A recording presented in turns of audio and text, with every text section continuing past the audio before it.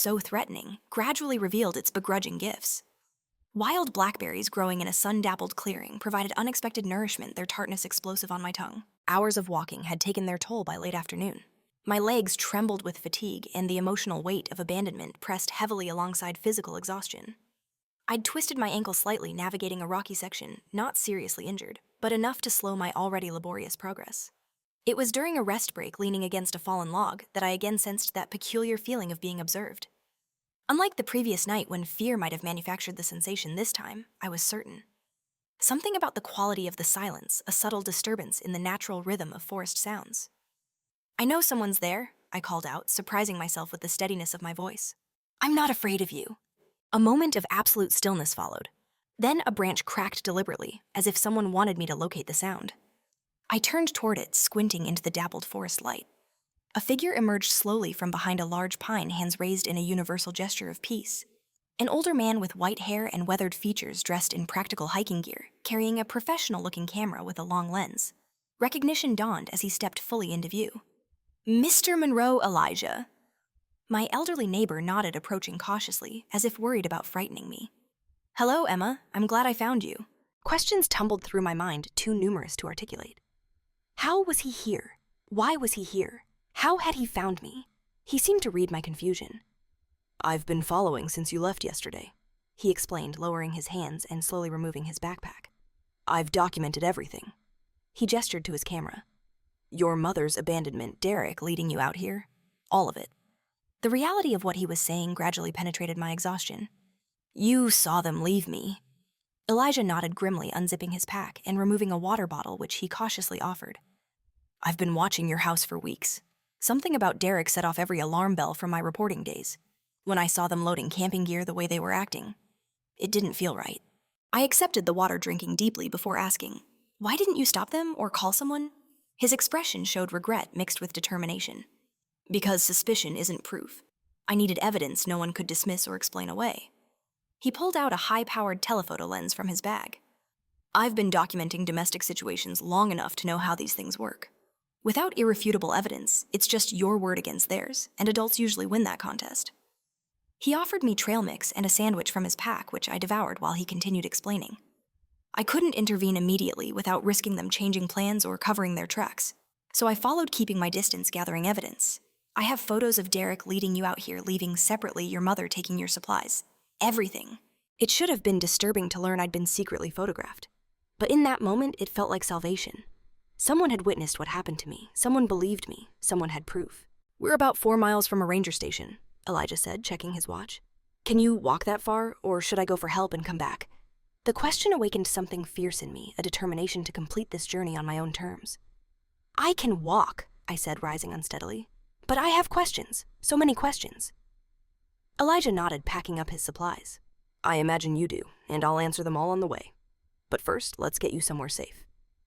As we began walking, his steadying hand occasionally guiding me over difficult terrain, I realized the sensation of being watched hadn't been fear-induced paranoia.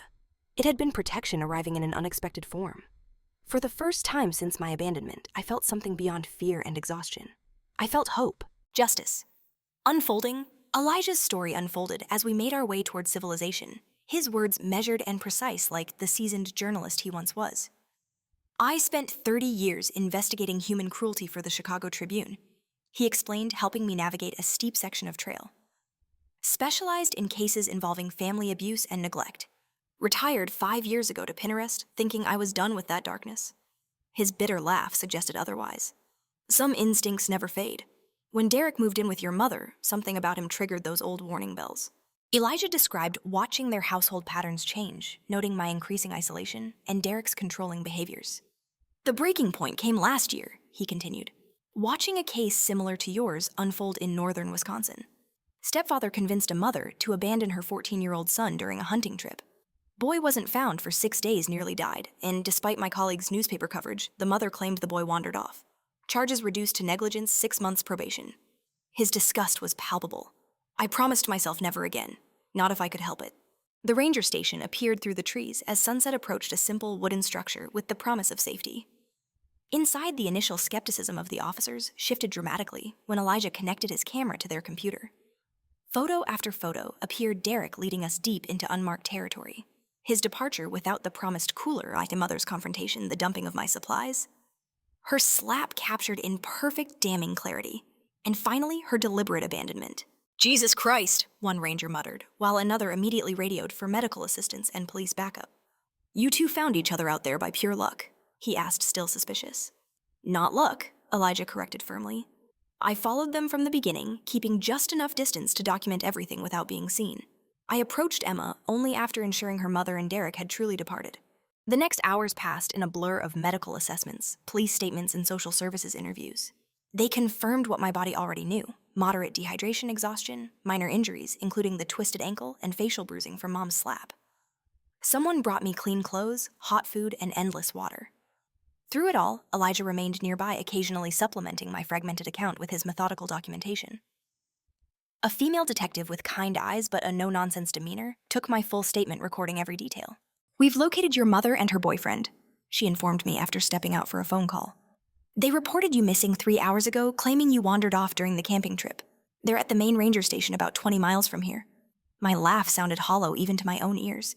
"Convenient timing indeed." She agreed, her expression grim. "We'd like you to be present when we confront them with the evidence if you feel up to it. Sometimes seeing is believing for people like them." I agreed, surprising myself with the strength of my resolve. The journey to the main station took 30 minutes by police vehicle, during which I was placed in temporary emergency custody of the state. Elijah followed in his own car, his evidence now official police property. Nothing could have prepared me for the performance my mother and Derek had orchestrated. They sat in the station's waiting area, Mom's eyes red from what appeared to be genuine tears, Derek's arm protectively around her shoulders. When I walked in, flanked by officers, Mom leapt up with an Oscar-worthy cry of relief. "Emma, oh thank God!" She rushed forward as if to embrace me, only to be blocked by the female detective. Derek remained seated, his expression